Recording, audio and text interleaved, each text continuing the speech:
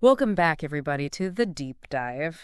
This time we're diving into something everyone wants to know more about: building a financial plan. Yeah. But this isn't about pinching pennies, Right. This is about building a solid plan, a real financial fortress for yourself. We found this guide that says it has all the answers, so we're going to put it to the test. It covers everything from budgeting to investing to planning for retirement. So we'll see if it lives up to the hype. Always good to have a plan. Right, of course. Well, this guide starts by saying you have to set financial goals. Okay. And it's not just about dreaming of retirement, right? Okay. It's about setting some short-term goals to keep you motivated along the way. Imagine if you could finally pay off those student loans, then you could book that trip to Europe. Exactly. It's all about balance, right? Yeah. Yeah. Those smaller goals give you that sense of accomplishment. And then you can use that to tackle those bigger, longer-term goals. Yeah. And speaking of long-term, this guide is really big on knowing where you stand financially. Right. Like right now, today. Yeah. Looking at all that stuff, the income, expenses, assets, and all of it. All those liabilities. Sometimes I just want to bury my head in the sand when I think about this. I think we've all been there. Yeah. But you have to face those numbers. Right? Yeah. Head on. You're taking inventory before you start a big project, Uh-huh. You have to know your net worth. Okay. That's your assets minus your liabilities. That's where you start. Okay. So we've got our goals and we know where we stand. So let's build this financial fortress, right? The guide recommends the 50-30-20 rule for budgeting. Okay. 50% of your income for needs, 30 for wants, and 20 for savings and debt repayment. But I'm wondering, isn't that rule sometimes criticized for being a little too... Yeah, a little strict. Yeah. I mean, it's a good place to start. Okay. Especially if you're new to budgeting. Uh-huh.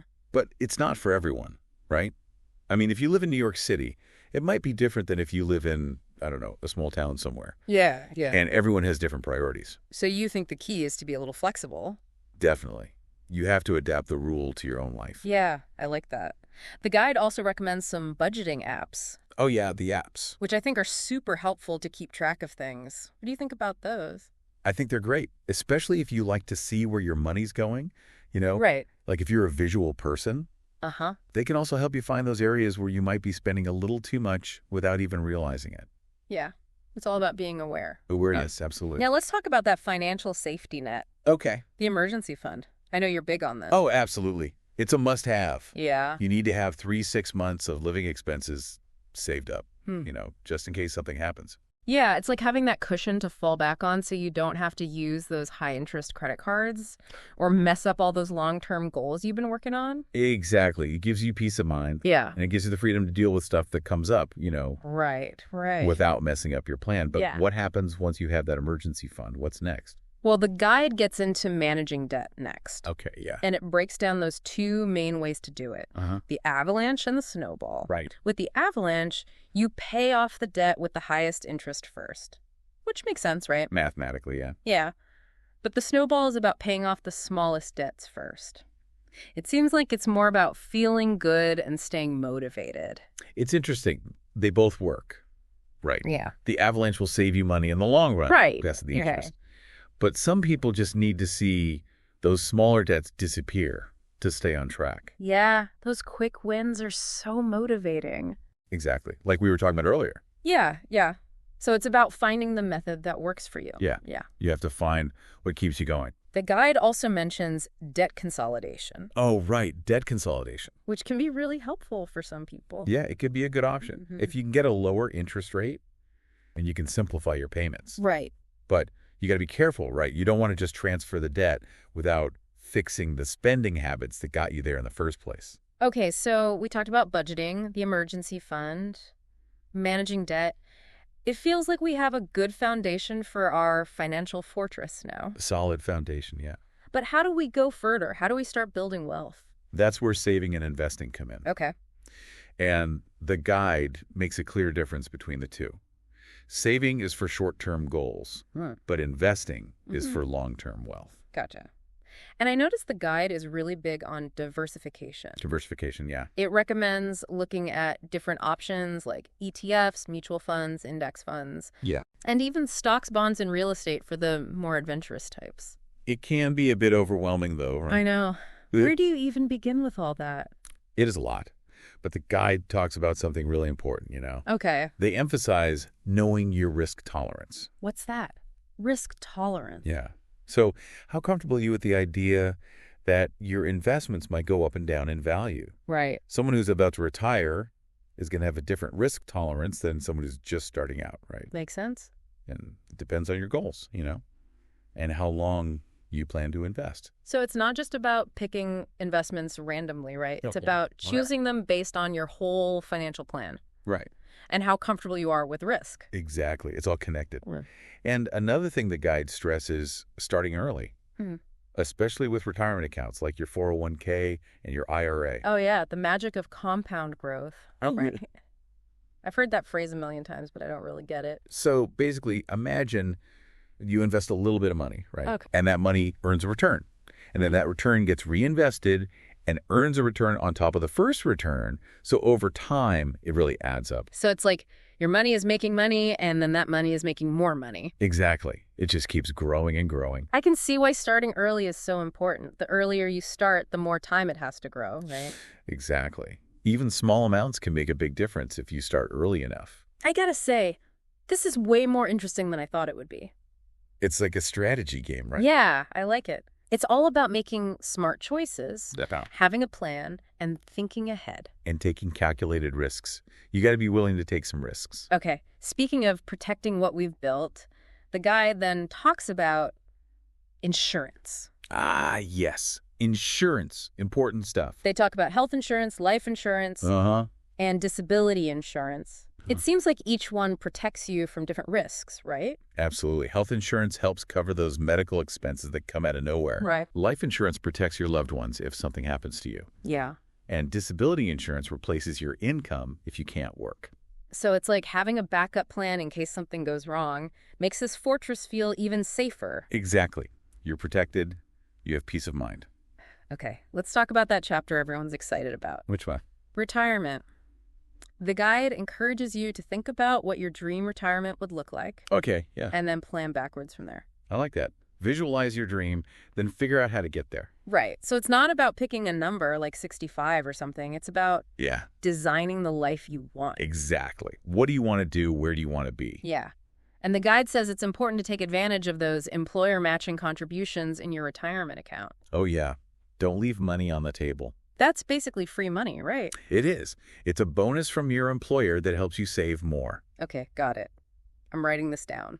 But things change, right? Always changing. Life happens. I like that this guide says your financial plan isn't something you make once and never look at again. Right. It has to change as you change. Absolutely. It's a living document. The guide recommends checking it at least once a year. At least. Or after big life changes. Yeah, like a new job, getting married. Yeah. Having kids, anything big. Anytime things change, your plan probably needs to change too, right? Right. You got to adjust. And you also need to keep up with what's happening in the economy. Oh, yeah, all that stuff. Inflation, interest rates, what's happening in the stock market. That can feel a little overwhelming. It is a lot to keep track of. Yeah. The guide does recommend getting help from a certified financial advisor if you need it. Oh, yeah. Good idea. What do you think about that? I think it's a great idea to get professional help, especially if things were complicated or if you just want a plan that's specifically designed for you. Yeah. It's like having a coach, right? Yeah. Someone to guide you. So it's not a bad thing to ask for help, right? Not at all. It's about being smart and getting the help you need. You're not alone.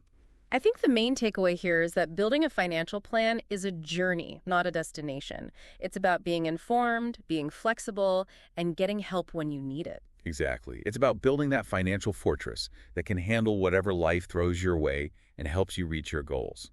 But here's a question for you. Which of all these strategies and ideas are you most excited to try out? Ooh, that's a good question. And one we want you, our listener, to think about too. What resonated with you the most? What piqued your interest? Because the real magic happens when you take this knowledge and put it into action. That's when you truly start building your financial fortress. We've given you the blueprint, the tools, and the expert insights. Now it's your turn to build, and you don't have to do it all at once. Start with one small step, one goal you know you can achieve, one decision that gets you closer to that financial freedom you deserve. And on that note, we're going to take a quick break, but we'll be right back with more about building your financial fortress. Stay with us.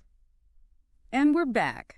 You know, we covered a lot before the break, from setting goals to managing debt. It's like laying the foundation for that financial fortress, right? Yeah, the groundwork. It might be helpful to recap those key takeaways before we go any further. What do you think? Good idea. Make sure we're all on the same page. So first, we got to set those financial goals, both the short-term wins that keep us motivated and those big long-term dreams. Right. Got to have something to aim for. Then, remember to figure out where you stand financially right now. You got to look at your income, expenses, assets, and all those liabilities. Gets you a clear picture of where you're starting from. It's like that financial selfie, right? Yeah.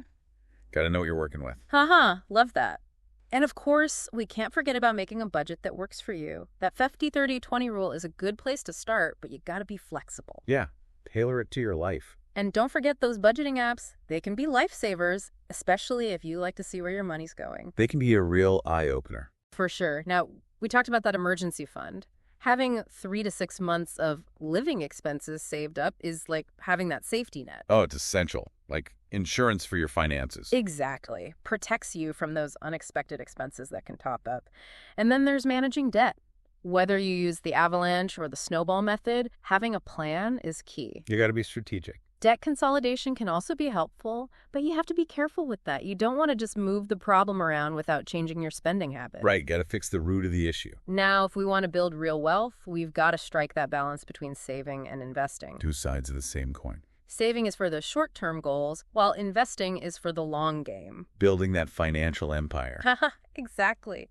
And remember, diversification is your friend. Spread that risk around. ETFs, mutual funds, index funds, those are great ways to get started. And for those who are feeling a little more adventurous, you can explore stocks, bonds, even real estate. But the key here is knowing your risk tolerance.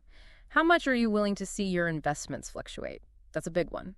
A lot of people don't think about that enough. And don't forget the power of starting early, especially with those retirement accounts like 401ks and IRAs. That compound growth is pretty amazing. Yeah, it's like magic. Your money's making money, and then that money's making more money. It's like a money-making machine. I'm definitely feeling motivated to invest now. But we've also got to think about protecting what we've built, right? Protecting your empire, right? Exactly.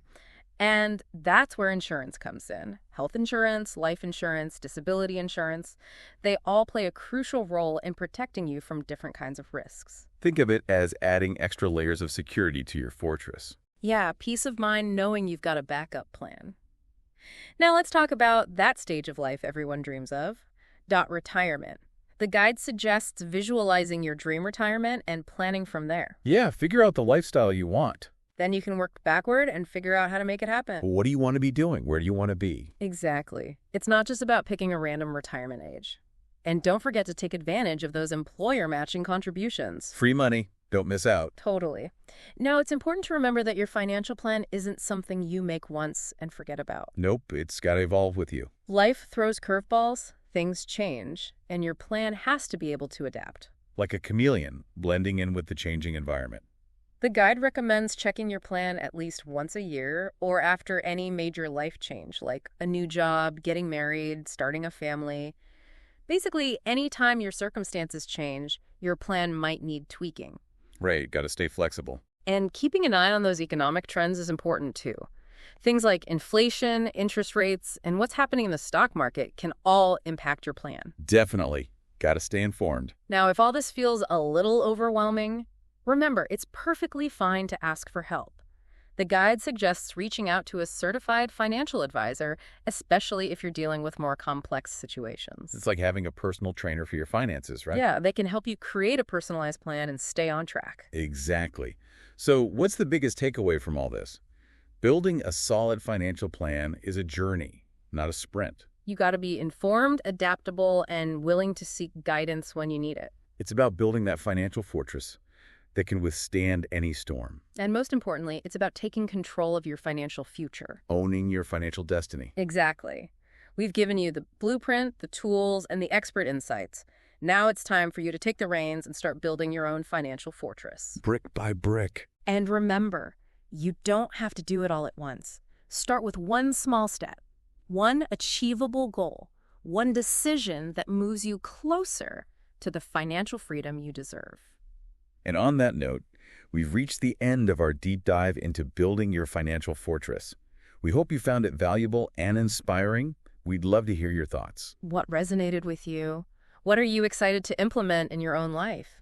Share your takeaways with us on social media using #BuildYourFortress. Until next time, stay curious, keep learning, and keep building. And remember, your financial future is in your hands. Thanks for joining us on the Deep Dive. And we're back. You know, it feels like we've talked about so much already. We have. From building that emergency fund to figuring out how to invest. But before we wrap things up, it might be good to just take a minute and make sure we're all clear on the key takeaways. Absolutely. It's like reviewing the plans one last time before we start building. Right? Exactly.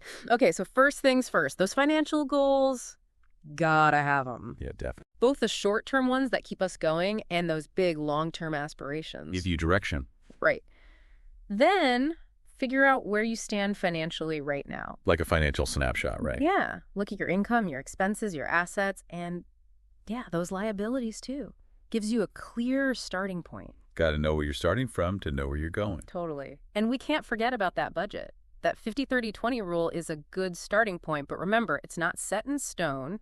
You got to adjust it to fit your own life. Make it work for you. And those budgeting apps, those can be game changers, especially if you're a visual person. They can really make you aware of where your money's going. For sure. Now, we talked about building that emergency fund. Having 3 to 6 months of living expenses saved up is like having that safety net, just in case. It's crucial. Absolutely crucial. Like a financial cushion. Exactly. Protects you from those unexpected expenses that can pop up. Yeah. And then there's managing debt. The avalanche or the snowball, those are both good methods. The key is to pick one and stick with it. All right, got to be consistent. Debt consolidation can be a good option too, but got to approach that one carefully. Now, if we want to build real wealth, got to balance saving and investing. Saving is for those short-term goals, while investing is for the long game. Building that financial freedom for the future. Exactly. And diversification, don't forget about that. ETFs, mutual funds, index funds, those are all good options to explore. And if you're feeling a little bolder, there's always stocks, bonds, even real estate. So many possibilities. I know, right? But remember, risk tolerance is key.